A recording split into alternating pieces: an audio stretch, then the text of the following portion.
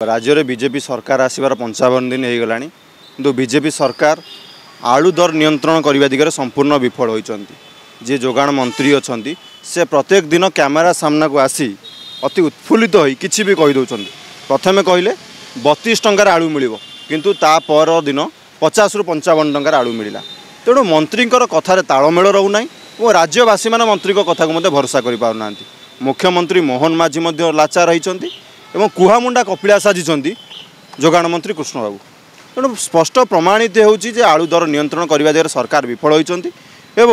प्रथमे कहले उत्तर प्रदेश रु आलू आसिले आलू समस्यार समाधान हो। उत्तर प्रदेश रु आलू आसिला किंतु रेट बढ़िला, रेट आउ कमिला ना। कहीं बढ़िला ना ट्रांसपोर्टेशन कॉस्ट बढ़िला एवं जेतिक दिन आलू आसिला एठी मध्य अधिक समय रही पाला ना, जल्दी नष्ट भी होगला। तापर कहले पंजाब रु आलू आसीबो एवं आलू दर नियंत्रण हो। पंजाब रु आलू आसिला ना कि आसिला कि नहीं मंत्री मध्य स्पष्ट करले नहीं।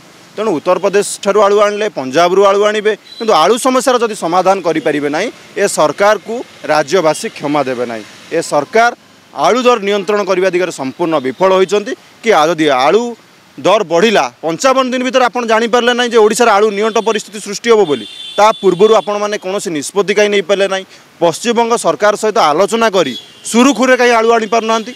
जदि आणुनांती एमानक राजनैतिक अभिसंधि अच्छी राजनैतिक फायदा पाई उत्तर प्रदेश रु आलू आणले। उत्तर प्रदेश तो बीजेपी सरकार अच्छी, ओडिशा तो बीजेपी सरकार अच्छी, देश तो बीजेपी सरकार अच्छी। ट्रिपल इंजन सरकार मिसिकरी ओडिशा रे आलू दर को नियंत्रण करिवारे विफल होइचंती।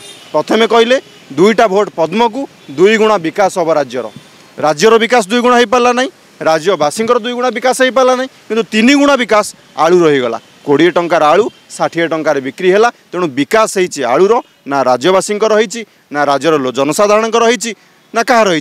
विकास केवल आलू रही और से फायदा पाइबापी भारतीय जनता पार्टी उत्तर प्रदेश रु आलू आणब, पश्चिमबंग रु आलू आणब ना, एवं कहलानी पंजाब रु आलू आणब। तेणु ए स्पष्ट प्रमाणित होची राज्य सरकार मुख्यमंत्री मोहन माझी जोगाण मंत्री कृष्ण बाबू संपूर्ण लाचार होती और कुहामुंडा कपिला साजिंट।